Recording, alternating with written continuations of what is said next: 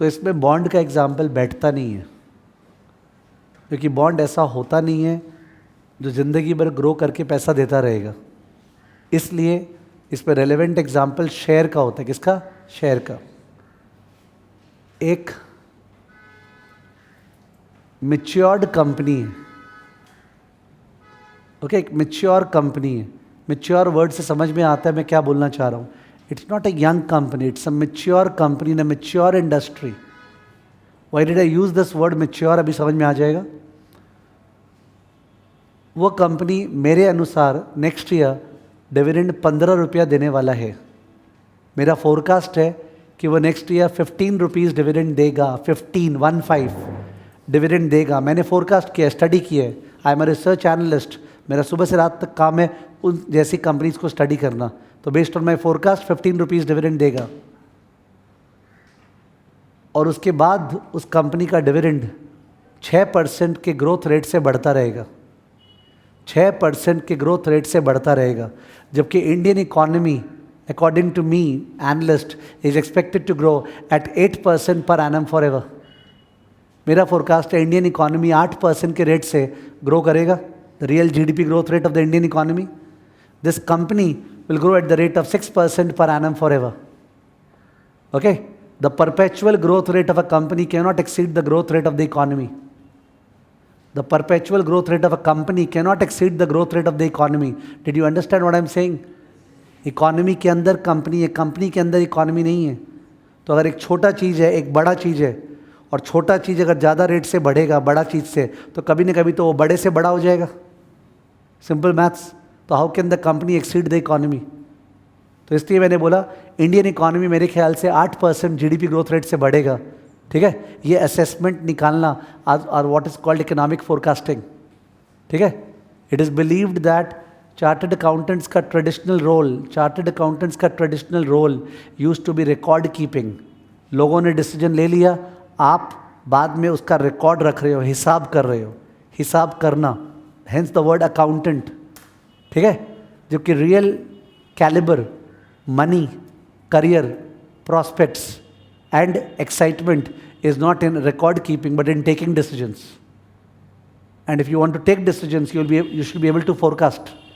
And if you should be able to forecast, you should be able to make economic forecasts. ठीक है, and hence the change in the stance of the institute by including economics and all that at IPCC level, whatever. तो 8% GDP growth rate होगा, 6% जो है वो growth rate company का होगा। सही है? इसका मतलब स्लो डाउन करूँ, 1 साल बाद डिविडेंड 15, 2 साल बाद 15 इंटू 1.06। मैंने बोला 15 into 1.06। Calci please, 15 into 1.06, yes 15.9, 15 रुपया 90 पैसा। उसके 1 साल बाद 15.9 इंटू 1.06, 15.9 इंटू 1.06, यस 16.854। ठीक है, and so on for ever, and so on for ever. Problem है फॉर एवर, तो यानी कि सबको समझ में आ रहा है सर एक लिमिट है, कहाँ तक करेंगे आप? कहीं ना कहीं फॉर्मूला चाहिए अपने को। सिमिलर कंपनीज, क्या similar companies are providing a yield of 14%। 14% return मैं कमा सकता हूं इस कंपनी के बजाय इस जैसे कंपनी का शेयर बाई करके। तो 14% मेरा अपॉर्चुनिटी कॉस्ट है, 14% में required rate of return I, टानने वाला rate. To do present value you require a discount rate I to pull the cash flows, the discount rate is 14। तो इसका मतलब फर्स्ट टर्म होना चाहिए, डिस्कस हो रहा है 15 divide by 1.14। Think about it, लिख के बाद में कर लेंगे। Second term 15.9 divide by 1.14 square. Third term 16.854 divide by 1.14 cube, and so on to infinity, and so on to infinity. If you feel the rhythm, what was happening is that every subsequent term is multiplied by 1.06 in the numerator and divided by an extra 1.14 in the denominator. Can you feel that intellectually? जो terms बोल रहे थे, every subsequent term is multiplied by 1.06 in the numerator and divided by an additional 1.14 in the denominator. The common ratio is 1.06 by 1.14. The common ratio is 1.06 by 1.04, sorry 1.14, and once again it's an infinite GP series. ठीक है, whose formula is first term divided by 1 minus r. We put the formula, we get an answer. वो answer से अपने को मतलब है, not GP से वगैरह, बिकॉज फिर डाइवर्जन हो जाएगा. ठीक है, तो बताता इसलिए हूँ किसी को बिकॉज ऑफेंडिंग नहीं लगे. Somebody told me some time back, बीच में डाइवर्ट करता हूँ बिकॉज इट रियली हेल्प्स, कि sir it seems that you teach for the classes not for the masses. You understood the language? It seems that you teach for the classes not for the masses, यानी कि केवल जो 90-95 लाने वाले हैं ना, उन लोग के लिए लगता है आप पढ़ा रहे हैं. ठीक है, भोले भाले मीडियम क्लास लोग के लिए आप नहीं पढ़ा रहे हैं. तो इन दैट केस कौन ऐसा है जो अपने आप को एवरेज स्टूडेंट समझता है और जिसका मन नहीं होता है यार हम भी एक बार में निकलें, हम भी ज़्यादा मार्क्स लाएं? कोई ऐसा स्टूडेंट है एवरेज जो सोचता है नहीं हम तो एवरेज, हम 3-4 बार में निकलेंगे? हाँ, कोई है तो बताओ. तो trying in the teaching should be such that हर एक पर्सन सेटिस्फाइड हो. Even the masses should get the opportunity to at least test the class ना, कि अपने आप को अपलिफ्ट कर सके, कि तू मान लेगा नहीं हम तो ऐसा है, हमको नीचे रहना है, हमको बढ़ने की कोशिश ही नहीं करना है. और एट द सेम टाइम कहीं ना कहीं वो जो बैठा हुआ है, जो परफेक्शन के लिए ज्वाइन किया है, उसको भी तो मौका मिलना चाहिए. क्यों कॉम्प्रोमाइज़ हो? ठीक है, balance has to be struck. तो जीपी बोल रहा हूँ इसलिए बिकॉज अगर है आपका वो कैलिबर तो आप गूगल करो, घर जाके आप प्रूफ करो और देखो A/1 मैंने सर बोल रहे थे, कौन रोका है? तो डायरेक्शन तो दे दे कम से कम, जिससे जिसका जितना मन है उतना आगे बढ़े. सही है. तो मैं बोल रहा था ये जीपी सीरीज हो रहा है और इसका फॉर्मूला क्या है आप ध्यान दो. फॉर्मूला है ऊपर में 15, ऊपर में 15 और नीचे में 8%. फॉर्मूला है 15 डिवाइड बाय 0.08. कोई गैस परसेंट कहां से आया?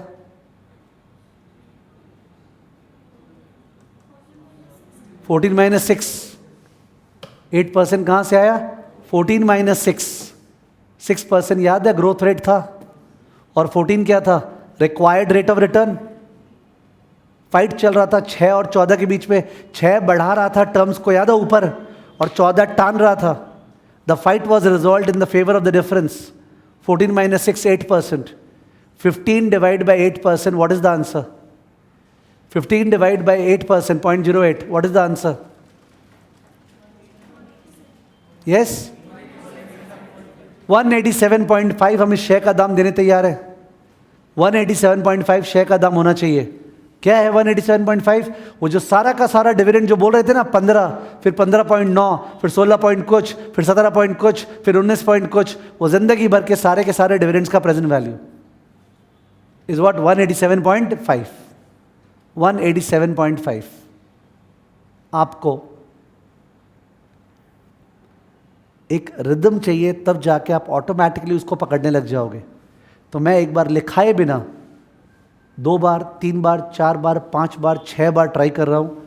कितने बार डिपेंड करता है. कब मेरे को लगा सब जन पार्टिसिपेट करना चालू कर दिए, फिर मैं रुक जाऊँगा और डिक्टेट करूँगा. ठीक है. तो दूसरा कंपनी है, उसका नेक्स्ट ईयर डिविडेंड होने वाला है 20. नेक्स्ट ईयर डिविडेंड होने वाला है 20. वो ग्रो करेगा eight the rate of 5% for ever. 5% for ever. Similar companies का रिक्वायर्ड रेट ऑफ रिटर्न 15% है. सिमिलर कंपनीज का यील्ड 15% है. इसका शेयर का दाम क्या होना चाहिए? Very good. यहाँ पे एक जन ने जवाब दे दिया ऑलरेडी. फिर से फिगर रिपीट कर दो. 20 रुपया नेक्स्ट ईयर डिविडेंड होने वाला है, जो कि 5% से ग्रो करेगा. ठीक है. और जो सिमिलर कंपनीज है उनका यील्ड 15% है. 15%. व्हाट इज द शेयर का प्राइस टुडे? 200. फिगर्स बहुत आसान था, कैलसी का जरूरत नहीं था.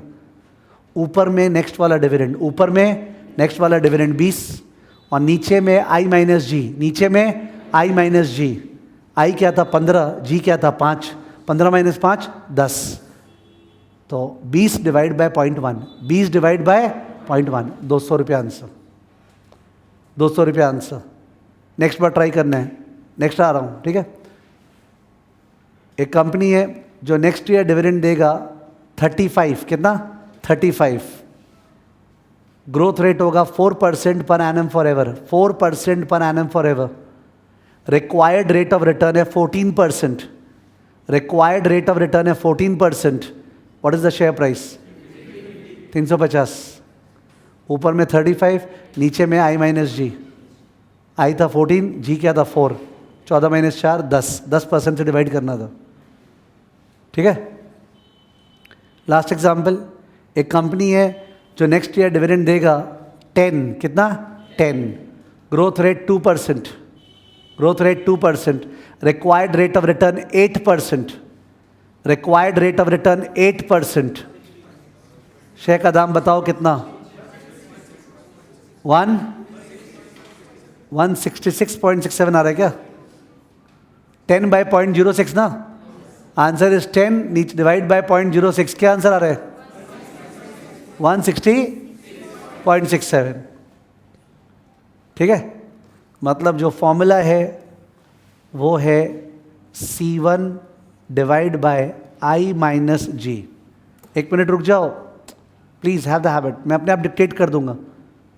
फॉर्मूला है C1 divided by I minus G. C1 मतलब नेक्स्ट कैश फ्लो, C1 मतलब नेक्स्ट, तो तुम लोग ध्यान दे के ऊपर में वो रख रहा था और नीचे में I minus G. What is I? Required rate of return, also called discount rate. G is what? Growth rate. नीचे में I माइनस जी। अगर G 0 होता, अगर ग्रोथ रेट 0 होता तो टारगेट नंबर 6 बन गया target number 5। Is it okay? अगर ग्रोथ रेट 0 है तो target number 6 becomes target number 5। I think समझ में आ रहा होगा, बिकॉज नीचे क्या बचा? I, C1 by I, C1 by I। ग्रोथ के बिना अगर C1 बाय I, ग्रोथ के बिना अगर C1 बाय I, तो ग्रोथ के साथ तो ज़्यादा होना चाहिए। ठीक है, तो नीचे में जो माइनस जी किया हुआ है तो डिनोमिनेटर कम हो जाता है, और डिनोमिनेटर कम होने से आंसर क्या आएगा? ज़्यादा। बिकॉज एग्जैक्ट रीज़न क्यों I माइनस जी हो रहा है वो तो GP सीरीज़ है, वो तो पॉसिबल नहीं है कि सब क्यों माइनस जी हो रहा है। ठीक है, बट एक सपोर्टिव रीज़न होता है ना, मन में एक सपोर्ट आ जाए। तो सर अगर ग्रोथ 0 होता तो C1 बाई I होता, ग्रोथ है तो वैल्यू ज़्यादा आना चाहिए, नीचे माइनस करने से वैल्यू क्या आ रहा है? ज़्यादा। It's a support not a proof. ठीक है, तो present value of perpetual growth stream का formula next cash flow divide by I minus G. ठीक है, तो this is in fact more important than the previous formula for the purpose of chapters to come। पूरा का पूरा chapter जो एक dividend policy, ठीक है, new chapter in the curriculum for the first time final से पुल किया गया है, वो डिविडेंड पॉलिसी में C1 by I minus G, that's the chapter. पूरा चैप्टर मतलब C1 बाई I माइनस जी। तो क्यों पढ़ रहे हैं? टाइम वैल्यू ऑफ मनी, जिससे उस समय जब वहाँ जाएं तो कम से कम कुछ बैकग्राउंड बना हुआ है, and the receptivity in that chapter is what better. ठीक है, C1 बाई I माइनस जी लिख दो प्लीज।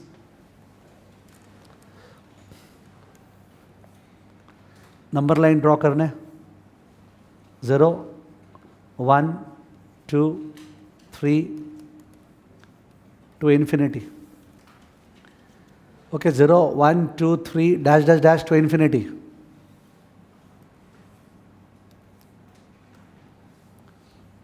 C1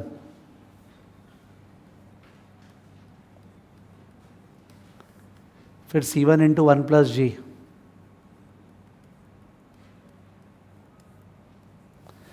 फिर C1 into 1 plus G whole square. समझ में आ रहा है? वही कर रहा हूँ, नंबर्स के बिना अलजेब्रा लिख रहा हूँ। 15, फिर 15 इंटू 1.06, फिर into 1.06 square, dash dash dash to infinity. सही है, इन सब को पुल करना है।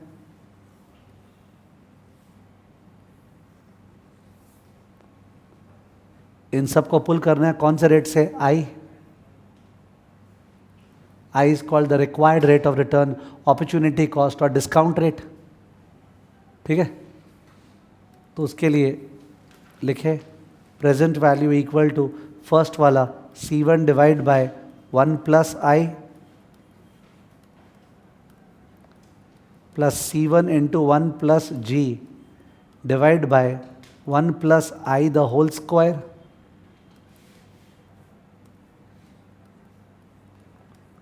Plus C1 into 1 plus G the whole square divide by 1 plus I the whole cube. सही है ना? Plus dash dash dash to infinity.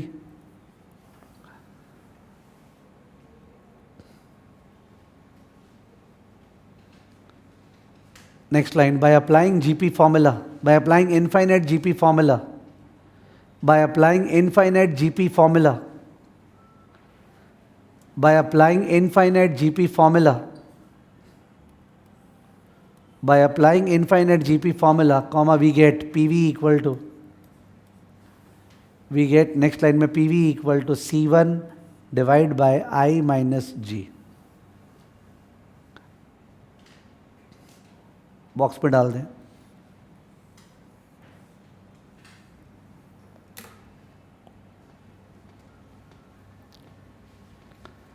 Okay, C1 divide by I minus G. Example नीचे, example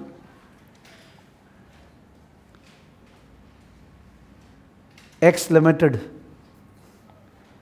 is expected to pay, X Limited is expected to pay a dividend of 15 next year, expected to pay a dividend of 15 next year, 15 next year, full stop. This is projected to grow, this is projected to grow, this is projected to grow at 6% per annum forever. This is projected to grow at 6% per annum forever. Full stop. The stock is presently trading at, the stock is presently trading at 132. The stock is presently trading at 132. The stock is presently trading at 132. Full stop. If investors required return from the stock, if investors required return from the stock, if investors required return from the stock,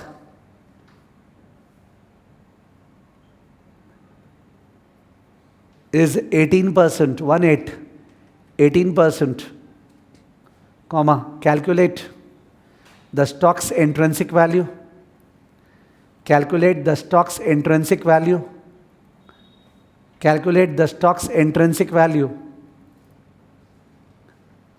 stock's intrinsic value and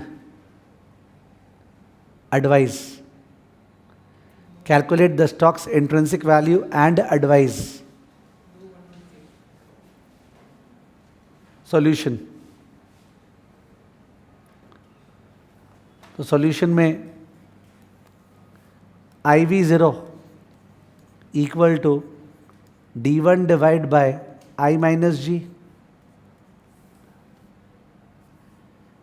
C1 के बदले D1 लिख दिया, dividend है ना, तो dividend क्या है next bar 15 divide by required rate of return क्या है 0.18 और ग्रोथ रेट क्या है 0.06. ओके, 15 डिवाइड बाय 0.18 माइनस 0.06 यानी 15 डिवाइड बाय 0.12, बोलो 125. शेयर का दाम 125 रुपया होना चाहिए और चल रहा क्या है 132. ओवर प्राइस्ड है, लिख दो. Since P0 greater than IV0, since P0 greater than IV0, since P0 greater than IV0, comma, the stock is overpriced. Since P0 greater than IV0, comma, the stock is overpriced. The stock is overpriced and investors should not buy the stock. Stock is overpriced and investors should not buy the stock.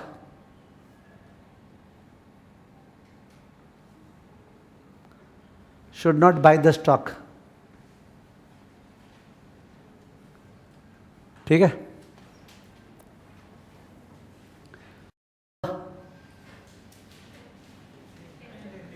Point number 10.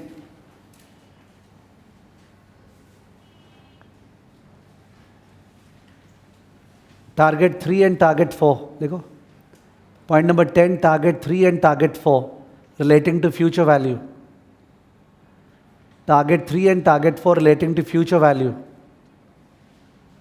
target 3 and target 4 relating to future value, dash. These are not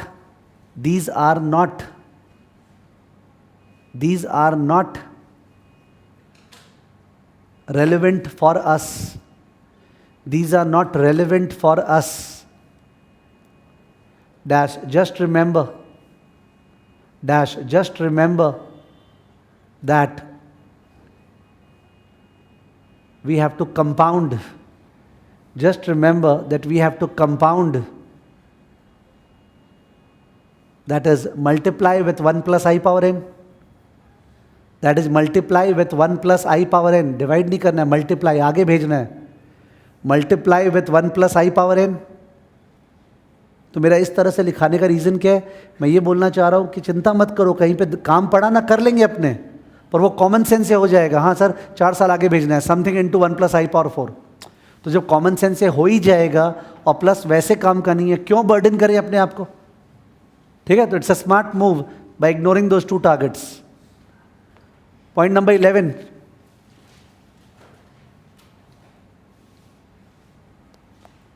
revisiting. Point number 11, revisiting target number 2. Revisiting target number 2.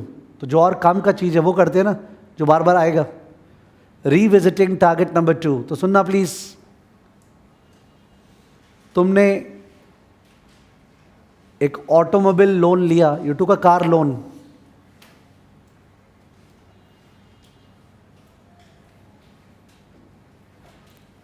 So the price of the car is 6 lakh, out of which 1 lakh you are paying out of your pocket, down payment. 5 lakh is car finance. 6 lakh का गाड़ी है, 1 लाख घर से दिए, loan नहीं है, 5 लाख का loan है. लोन 2 साल का है, आपको EMI पे करना है. हर मंथ यू हैव टू पे इंस्टॉलमेंट x 24 बार. ठीक है, interest rate is 12% per annum, that is 1% per month. Interest rate is 12% per annum, compounded monthly, तो इट्स 1% पर मंथ. तो 1% ब्याज है हर महीने का. जाहिर है ये सब महीने वाइज होगा या साल वाइज? महीने वाइज, बिकॉज सारा चीज़ तो महीने का है इसमें. ठीक है, तो 1% इंटरेस्ट रेट है, 12 नहीं, बिकॉज मंथ से मतलब है. अपने को EMI निकालना है, EMI, इक्वेटेड मंथली इंस्टॉलमेंट. कोई person total absence of common sense लगाएगा तो बोलेगा sir the EMI should be 5 lakh by 24. एक बार कैलसी में कितना आ रहा है? 5 lakh divide by 24. You don't have the calci. 5 lakh divide by 24 क्या आ रहा है? ठीक से पॉइंट छोड़ दो ना, राउंड फिगर बोलो. 20,000, 20,833 आ रहा है. एक बार 830 बोल रहा हूँ, बोलने में सूदिंग है. 20,830. How illogical is this answer? 20,830 कैसे आंसर हो सकता है? ठीक है, तुमने 5 लाख का लोन लिया, तुम 20,830 चुकाया केवल, तब तो तुम 5 लाख ही चुका रहे. तो बैंक वाला ब्याज नहीं लिया क्या? 20,830 तो रिटर्न ऑफ प्रिंसिपल हुआ. What about the interest? तो इसका मतलब जो EMI होता है वो इंटरेस्ट इंक्लूसिव इंस्टॉलमेंट होता है. क्या? Interest inclusive instalment. तो आंसर विल बी 20,830 से ज़्यादा या उससे कम? ज़्यादा. वो निकालना है अपने को.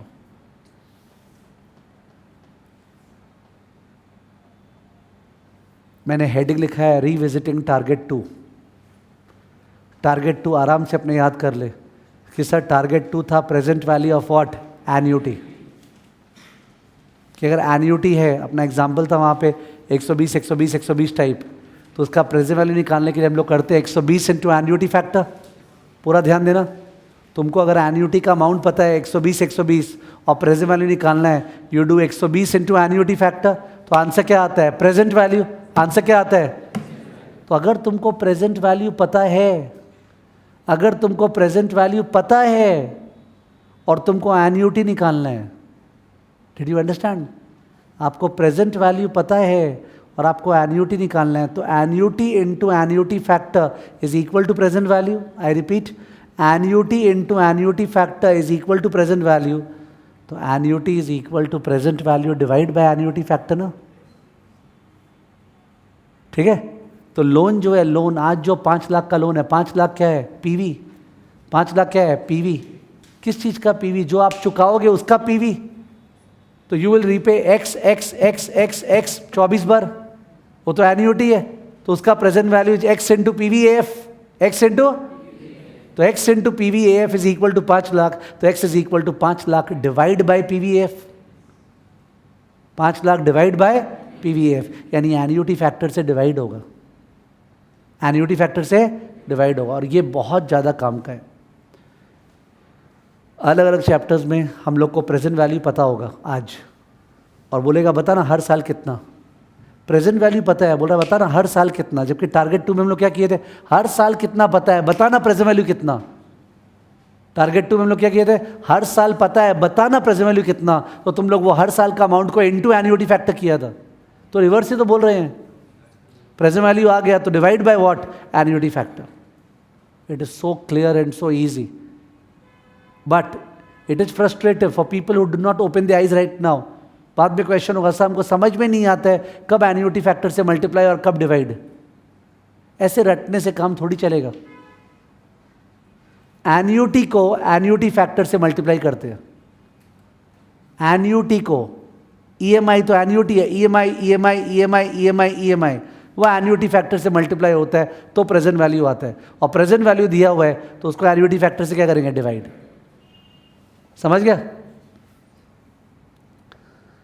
तो ये बहुत ज़्यादा काम का चीज़ है कि जब प्रेजेंट वैल्यू पता हो और आपको इक्वल अमाउंट निकालना है तो आप डिवाइड करोगे क्या? Annuity factor. अपने एग्जाम में ऑटोमोबाइल लोन टॉपिक नहीं है, अपने एग्जाम में हाउसिंग फाइनेंस नहीं है, तो ऑल्दो मैंने लोन के हेल्प से समझाया, बट ऐसा एग्जाम्पल तो नहीं है ना, काम का नहीं है। काम का क्या है? सुनना। अगर तुमने एक मशीन खरीदा आज 5 लाख का, मशीन खरीदा 5 लाख का, और मशीन 3 साल चलेगा, फर्स्ट ईयर तुम्हारा खर्चा लगेगा 40,000 उस मशीन पे ऑपरेट करने पे, रिपेयर करने में। Second year 50,000, third year 60,000, story ख़त्म। 5 लाख का मशीन खरीदा, ज़ीरो पे आज गया, 5 लाख ज़ीरो पे। नंबर लाइन में जहाँ खड़े होते हो क्या होता है? ज़ीरो। 1 पे 40,000 जाएगा, 2 पे 50,000 जाएगा, 3 पे 60,000 जाएगा। आई थिंक फिगर्स इजी था, मोटा मोटी डाइजेस्ट हो गया होगा, और मैं तो हर चीज़ डिक्टेट कर ही दूंगा। एक दूसरा मशीन है 6 लाख का। कितना? 6 लाख का। 5 साल लाइफ है, 5 साल उसका लाइफ है। फर्स्ट ईयर जाएगा 25,000, फिर 35,000, फिर 45,000, फिर 55,000, फिर 65,000। Let's keep it easy. तो 2 मशीन है, पहला मशीन 3 साल का, दूसरा मशीन 5 साल का। पूछ रहा है दोनों में से कौन सा मशीन लें, गिवन दैट दोनों म्यूचुअली एक्सक्लूसिव है, यानी दोनों में से एक ही मशीन लेना है। दोनों में से कौन सा मशीन लें, गिवन दोनों म्यूचुअली एक्सक्लूसिव है। तो कंपेयर नहीं कर पा रहे हैं, बिकॉज एक 3 साल का और एक क्या है? 5 साल का। We are not able to compare. तो कंपेयर करने के लिए इंस्टीट्यूट क्या करते हैं? दोनों मशीन का पीवी निकाल लेते हैं। क्या निकाल लेते हैं? पीवी, प्रेजेंट वैल्यू, सारा खर्चे का। तो मशीन 1 का 5 लाख तो पीवी था, और 40, 50, 60 को टान दिया, पीवी आया से 6,20,000 आया। और दूसरा मशीन का दाम 6 लाख था, याद है, और उसमें 5 तो खर्चा, तो उसका ही पीवी निकाला, ज़्यादा आएगा ऑब्वियस से। सपोज आया 8 लाख, क्या आया? तो वैसे तो तुमको फर्स्ट मशीन सस्ता लग रहा है, पर फर्स्ट मशीन तो केवल 3 साल तेरे को बेनिफिट देगा, सेकेंड मशीन कितना? 5 साल। तो सर 3 से डिवाइड कर दीजिए। तो अगर 3 से ही डिवाइड करना होता तब तो वे टाइम वैल्यू मनी का धज्जी उड़ा दिए। ये तो ये बात हो गया कि अगर कोई तुमको दे रहा है आज, तुमको हम 4 लाख रुपये आज दे रहे हैं, हम तो बोला नहीं 4 लाख मत लेना आज, पता हर साल क्या लेगा। हम तुमको 4 लाख रुपये आज दे रहे हैं, बोला नहीं 4 लाख मत ले तुम आज, पता ना तुम हर साल क्या लेगा। 4 लाख बाई 4, 1 लाख। बेवकूफ़ है क्या? हम तुमको 4 लाख रुपये आज दे रहे हैं और तुम बोला 4 लाख आज के बदले, बता ना तुम हर साल कितना लेगा 4 बार, तो तुम बोलेगा 1 लाख। हाँ, कोई ऐसा बोल रहा है कि हाँ सर हम 1 लाख लेंगे, इसका मतलब आप टाइम वैल्यू मन एकदम नहीं समझते हो, ब्याज का महत्व है। 4 लाख आज आया, बड़ा बात है ना, और देरी से आएगा वो खराब बात है। तो तुमको 1 लाख चाहिए कि 1 लाख से ज़्यादा? 1 लाख से ज़्यादा, तो you can divide by 4। Present value आ गया तो आप बाई 4 नहीं कर सकते हो। जैसे कार का लोन अमाउंट को 5 लाख बाई 24 नहीं कर सकते हो। You have to divide by annuity factor, divide by. तो हम लोग जो मशीन आया ना 620 का, उसको डिवाइड करेंगे 3 साल का एन्युटी फैक्टर से। और जो 5 साल का मशीन था, याद है 8 लाख आया था, उसको डिवाइड करेंगे 5 साल का एन्युटी फैक्टर से। और ऐसा करने से एन्युटी आ गया। क्या आ गया? Annual cost of the first machine, annual cost of the second machine. दोनों मशीन का एनुअल कॉस्ट आ गया पर एनम। तो जिस मशीन का कमती कॉस्ट आया है वो बढ़ गया। ठीक है, पर ये ध्यान रहे 1 मिनट, ये मैंने जो ट्राई किया बोलना, ये एक बहुत ही इंपॉर्टेंट सम है for the purpose of our exam, जो मैंने बोला लास्ट में, जिसमें अपने एक पूरा क्लास डिवोट करते हैं। When we do the capital budgeting chapter, इस टाइप के सम्स में पूरा एक क्लास डिवोट करते हैं, 1 कंप्लीट 2 आवर्स का class. And I tried speaking out the same in just 2 minutes. तो ऑब्वियसली जो रिटेंशन माइंड को चाहिए होता है ना, कि sir what you are saying समझ में आ रहा है, पर इट्स नॉट गेटिंग रिटेन्ड। तो रिटेंशन के लिए वन हैज़ टू वेट। ठीक है, एक बार थॉट समझ में आ गया सर, बट पता नहीं वो इम्बाइब नहीं हुआ है, वो जो होता है ना इंटरनलाइज एकदम, तो वो चीज़ जो है वो प्रैक्टिस से आता है। ठीक है, which will happen in that chapter. But ये बहुत ज़्यादा सॉलिड इंपॉर्टेंट है। जब प्रेजेंट वैल्यू पता है और एन्युटी निकालना है, तो प्रेजेंट वैल्यू को एन्युटी अमाउंट से क्या डिवाइड। ठीक है, जब प्रेजेंट वैल्यू पता है और एन्युटी अमाउंट निकालना है तो डिवाइड। जब एन्युटी पता है और प्रेजेंट वैल्यू निकालना है तो क्या मल्टीप्लाई। ठीक है, लिखो please.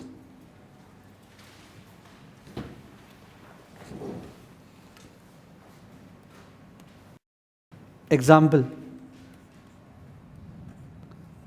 Loan amount 6 lakh, term 4 years, interest rate 10%. Calculate annual interest inclusive installment. Calculate annual interest inclusive installment. Calculate annual interest inclusive installment. तो इंस्टॉलमेंट कोई 1.5 लाख थोड़ी होगा। और अच्छा है 1.5 लाख मन में आए तो क्लियर तो होगा। तुम क्या बेवकूफ़ी सोच रहे हैं? 6 लाख बाई 4 1.5 लाख, 1.5 लाख थोड़ी आंसर है, ब्याज कहाँ गया? Calculate interest inclusive instalment, annual interest inclusive instalment. ठीक है, तो in that case solution draw करो। Number line 0 1 2 3 4। 0 पे क्या खड़ा है बोलो? 6 लाख। लोन तो आज ले रहे हैं और ये x x x x instalment है। ये जो बोल रहा हूँ लैंग्वेज, ये ट्रू या फॉल्स? बैंक वाला चाहता है कि x x x मिला के 6 लाख हो? एकदम ही नहीं। बैंक वाला चाहता है x x x x का प्रेजेंट वैल्यू एट द ब्याज रेट जो बैंक चार्ज कर रहा है 6 लाख हो। x x x x 6 lakh नहीं हो, x x x 6 लाख से ज़्यादा हो, सच दैट उसका प्रेजेंट वैल्यू करे तो क्या हो? 6 लाख। समझ गया? तो विच मीन्स ये है कि sir x x x x का present value 6 lakh. Interest rate क्या है? हाँ, 10% ब्याज से टर्न है। तो I am doing x into PVAF, because x तो एन्युटी है। x into PVAF 10% comma 4 equal to 6 lakh.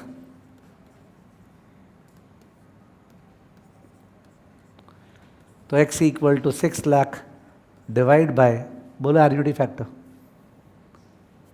करो, 1 divide by 1.1 calci 1 divide by 1.1 equal to 4 bar GT। 1 divide by 1.1 equal to 4 बार फिर GT। यस क्या 3.1698। 3.1698 का मतलब कोई बताएगा? अगर 3.1698 का लोन होता, अगर 3.1698 का लोन आज होता तो 1 रुपया चुकाना पड़ता। अगर 3.1698 का लोन होता तो कितना चुकाना पड़ता? 1 रुपया। फील इट 4 रुपया ना ब्याज के साथ, पर लोन तो 6 लाख का है। तो अगर 3.1698 का लोन के बदले 1 रुपया चुकाना पड़ रहा है तो बता 6 लाख के बदले कितना चुकाना पड़ रहा है? ठीक है, 6 लाख डिवाइड बाय 3.1698, बोलिए क्या? राउंडेड ऑफ कर दो, 189,286, ठीक है, 189,286। कोई स्टूडेंट को लगता है नहीं सही है, पूरा क्लियर नहीं है। पूरा क्लियर कोई चीज़ को करना कहीं कुछ हद तक तुम्हारे ऊपर है, विच मीन्स क्लास में हर चीज़ डिक्टेट नहीं हो सकता है। इसको पूरा क्लियर करने का मतलब अभी 2 मिनट में पूरा क्लियर हो जाएगा, होता ना, जिससे क्लियर पैदा नहीं हुआ है। वो तरीका क्या?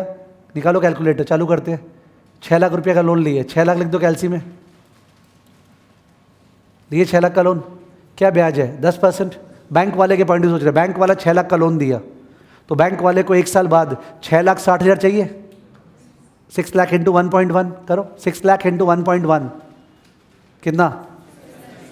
6,60,000 चाहिए, पर तुमने बैंक को कितना दिया? 189,286।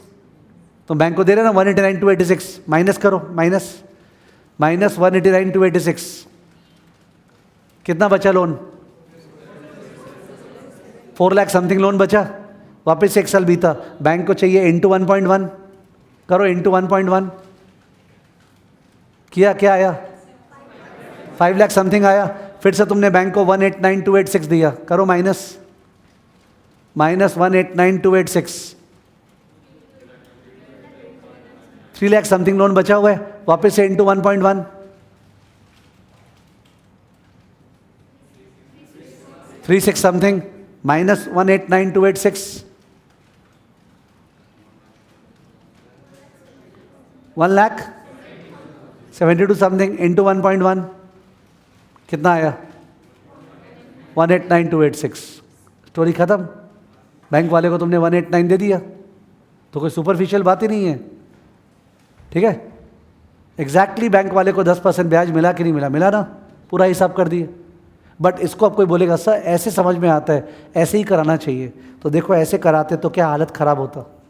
हैव अ लुक, सर हम लोग को ऐसे करना चाहिए था 6 लाख, फिर इंटू 1.1, उसमें से माइनस एक्स तो पता नहीं है, अब जो बचा इंटू 1.1 फिर माइनस एक्स, फिर जो बचा इंटू 1.1 फिर क्या माइनस एक्स, फिर जो बचा इंटू 1.1 माइनस एक्स, और फिर जो बचा into 1.1 minus x equal to 0। Solve for x, एकदम सॉल्व हो जाएगा, नो डाउट। करो तो सही। इसको बोलते हैं समझ में आना, एकदम खोल के सब करा रहे हैं। तो it cannot be done this way ना। तो तरीका is inflow equal to outflow, बस नंबर लाइन में सजा के बराबर करना है चीज़ों को, अपने आप मिसिंग फिगर निकल जाता है। तो one can't solve it this way, it has to be solve in this manner only. तो मैंने जो बुद्धि लगाया यहाँ पे वो था इनफ्लो एंड आउटफ्लो को बराबर कर दिया आज खड़े होके, ठीक है। 189,286, ठीक है। तो नीचे लिख दो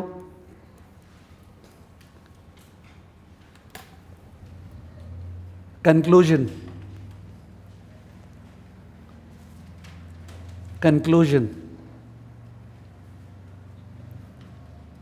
कंक्लूजन में dash in point number check करो तो पॉइंट नंबर 6 में किए थे क्या target 2?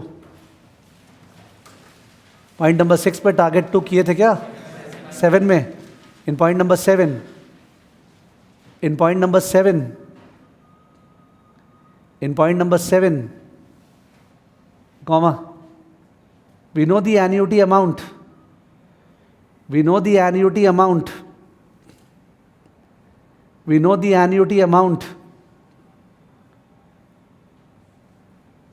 And we have to find out present value. And we have to find out present value. We have to find out present value.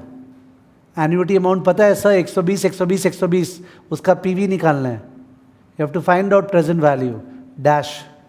We need to multiply the annuity amount with PVAF.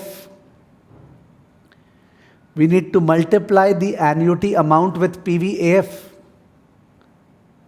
We need to multiply the annuity amount with PVAF. Para change in this point. Para change in this point. ये जो point है number 10 या 11 जो चल रहा है, कौन सा point चल रहा है? 11. In this point bracket 11. In this point bracket 11 comma. We know the present value. We know the present value, and we have to find the annuity amount. We know the present value and we have to find the annuity amount. We know the present value and we have to find the annuity amount. We have to find the annuity amount dash. We have to divide by. We have to divide by annuity factor. We have to divide by annuity factor.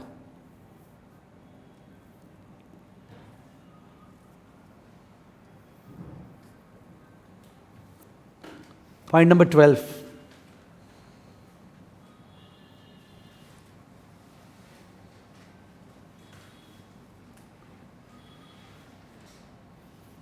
इसी question में अगर ऐसा होता, हम लोग bank से 6 लाख का loan ले रहे हैं और उसके बदले हम लोग लौटा रहे हैं 189, क्या आया था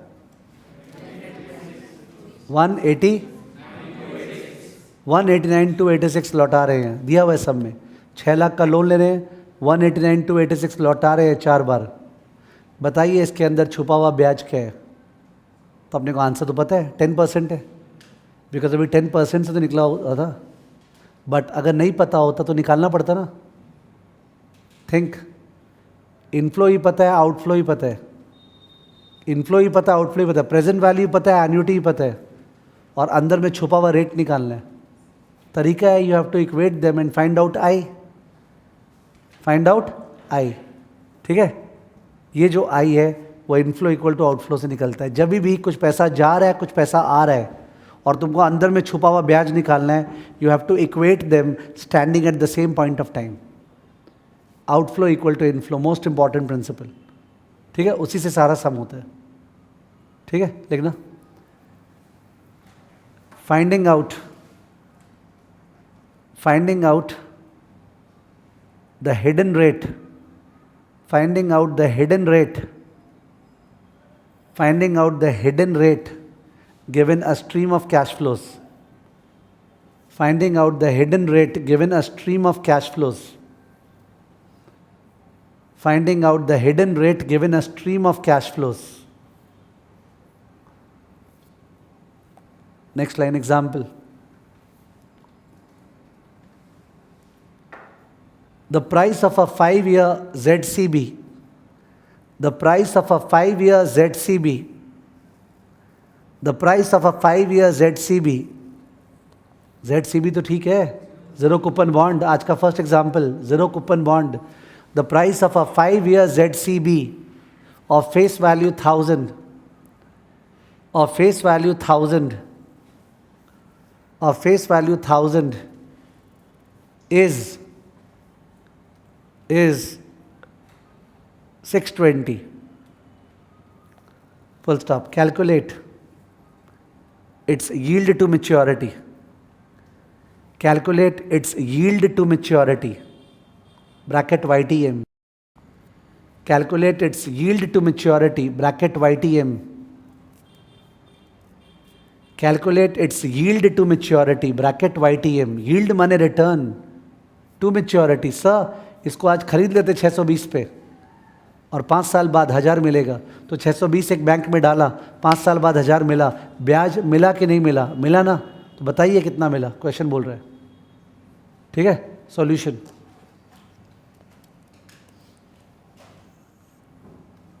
ज़ीरो 5,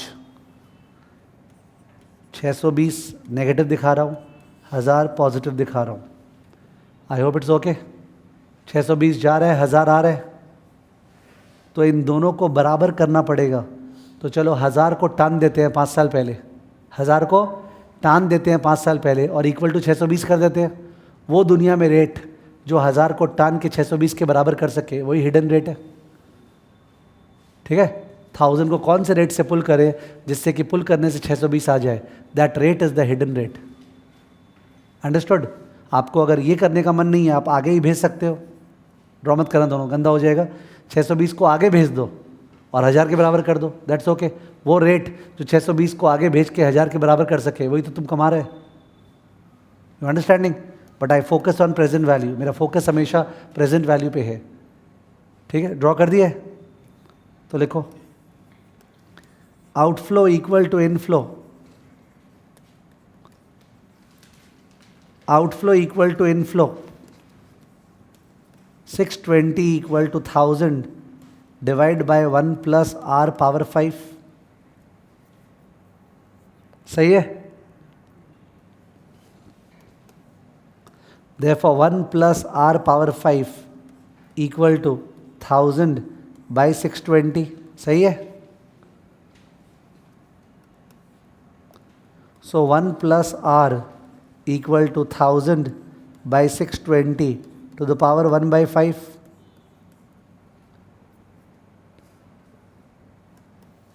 इसको कैसे निकालें? 1000 by 620 to the power 1 by 5, because calculator में पावर 1 by 5 नहीं है।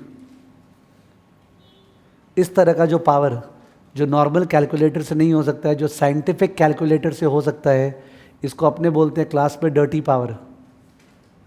Okay, power 1 by 5 is dirty power. होता है ना वो जो dialogue, necessity is the mother of invention.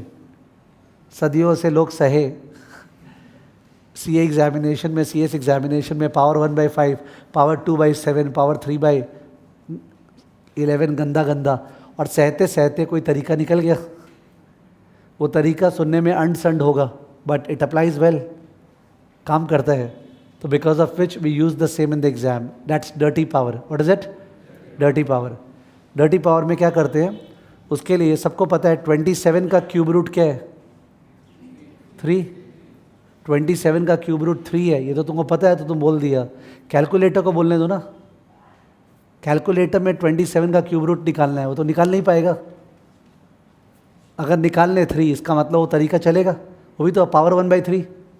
27 का cube root is 27 to the power 1 by 3 is a dirty power. तो उसको निकालने का जो तरीका है वो इम्प्लीमेंट करें, प्लीज़ करो कैलसी में। मैं बोल रहा हूँ 27, उसका square root square root square root square root 12 बार। 27 का square root square root square root square root 12 बार कर दिए। जो आया उसको शेयर करने का जरूरत नहीं है, कीप इट विथ यू, ठीक है। उस पे से -1 इक्वल टू कुछ आया। अब जो आया उसको into 1 divide by 3, into 1 divide by 3, into 1 करना है और डिवाइड बाई 3 करना है, इक्वल टू कुछ आया। जो आया उसको +1, +1 करने के बाद जो आया, अब एक भयानक स्टेप है, सुन लो, उसके बाद करना। अब करना है into equal to into equal to into equal to 12 बार। Please do it. Into equal to into equal to into equal to गिन के 12 बार। Okay, into equal to into equal to into equal to 12 बार। तो screen पे 3.00 कुछ आ गया होगा। ओके, तो इसका मतलब इट वर्क्स, जो तरीका है इट वर्क्स, ठीक है। This is how we tackle dirty power. FM में खासकर बहुत काम आएगा, ठीक है, फाइनेंशियल मैनेजमेंट में। तो यहाँ पे अपने को करना है 1000 by 620 to the power 1/5। मैं अपने आप लिखा दूंगा प्रोसेस, डोंट वरी, एक बार कर तो लें, करो। 1000/620 कैलसी में 1000/620, ठीक है। अब ये चीज़ है, इसका अपने को डर्टी पावर करना है, तो पहले इसका 12 बार square root, square root square root square root square root 12 बार कर लिए। करने के बाद -1 कर लिए, मैंने ऑब्वियसली करने का -1 इक्वल टू करके आ गया होगा कुछ, आने के बाद इंटू 1/5 इंटू 1/5 हो गया, फिर +1, ठीक है। +1 करने के बाद जो आया, उस +1 करने के बाद जो आया उससे into equal to into equal to into equal to 12 बार, into equal to into equal to into equal to 12 बार, और 4 डेसिमल प्लेस में बताना क्या आया।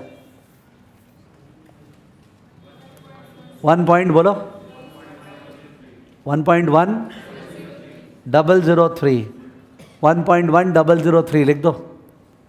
1 + r इज इक्वल टू 1.1003, 1.1003 आया, तो r is equal to 1 less कर दिए तो आ रहा है 0.1003, जो कि सबको दिख रहा है 10.03% होता है। Answer is 10.03%, 10.03%।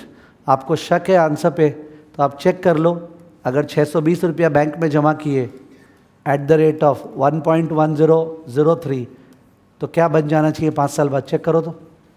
620 रुपया जमा किए 10.03% पे, तो 5 साल बाद क्या होना चाहिए?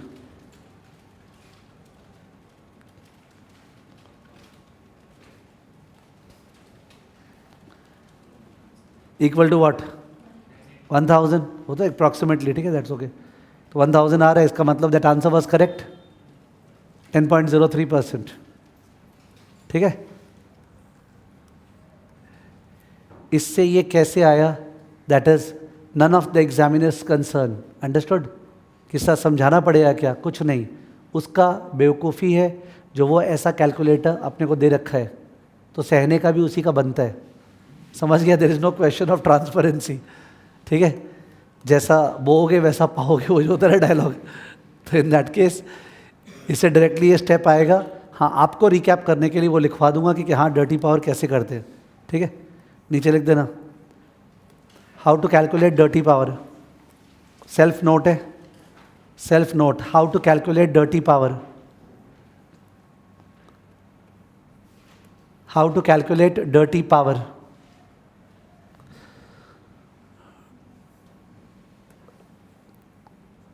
Okay, step 1, square root of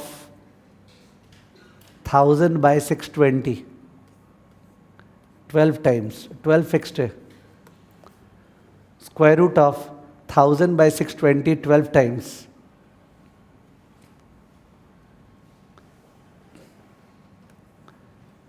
number 2 -1, जो रिजल्ट आया उससे 1 लेस करना है। Number 3 multiply with power, that is into 1/5, power में 1/5 है, पावर में 1/3 होगा, जो भी है, तो जो पावर है वो यूज़ कर लीजिए। Number 4 +1,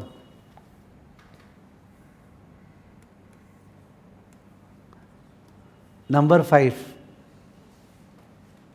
into equal to into equal to into equal to dash dash dash 12 times, 12 times, ठीक है। इससे अपना ये कैलकुलेशन आएगा। एक्चुअली 12 कोई सैक्रोसैंड नहीं है, कोई चाहे तो 15 बार भी कर सकता है।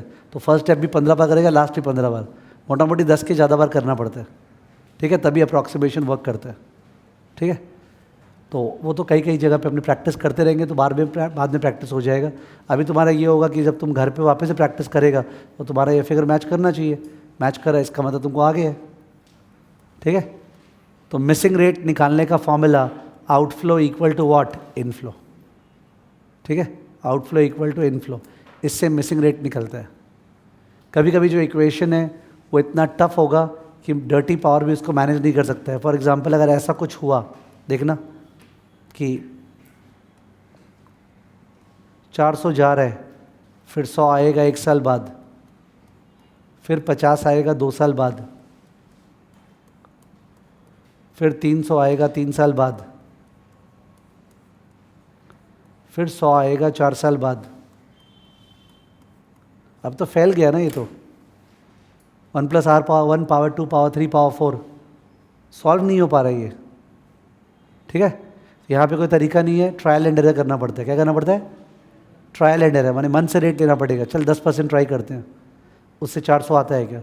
चल 12 ट्राई करें, 15 ट्राई करें।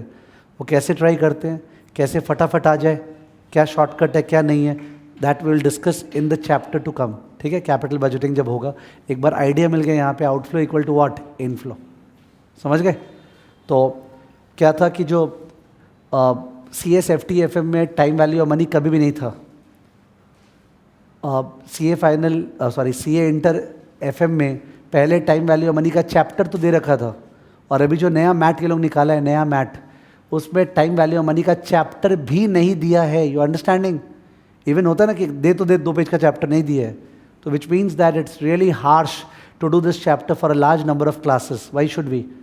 जो काम आएगा ठीक है वो समझ गए, ठीक है। फर्स्ट क्लास बहुत कंसेप्चुअल था, because risk free real rate, inflation premium, risk premium, ठीक है। और सेकेंड क्लास जो है वो ज़्यादा ईजी था, मैं मानता हूँ। उसमें किए क्या, एन्युटी फैक्टर, डिस्काउंटिंग फैक्टर से पुलिंग एंड ऑल, ठीक है। तो ये दोनों जगह जगह पे काम आता रहेगा। तो अपने 3 क्लास के बजाय जो स्केड्यूल था, इस पर 2 क्लास ही रखे हैं, looking at the fact that उन्होंने TBM का चैप्टर नहीं दिया है। और अपने जब ट्यूसडे को वापस से चालू करेंगे तो उसमें नया चैप्टर स्टार्ट करेंगे, सबसे important chapter in the curriculum, capital budgeting, ठीक है। तो होता है ना, directly we should try target the main chapter. तो capital budgeting was there earlier also, it is later also, but इस बार 2 चैप्टर है, एक कैपिटल बजटिंग और एक एडवांस्ड रिस्क एनालिसिस।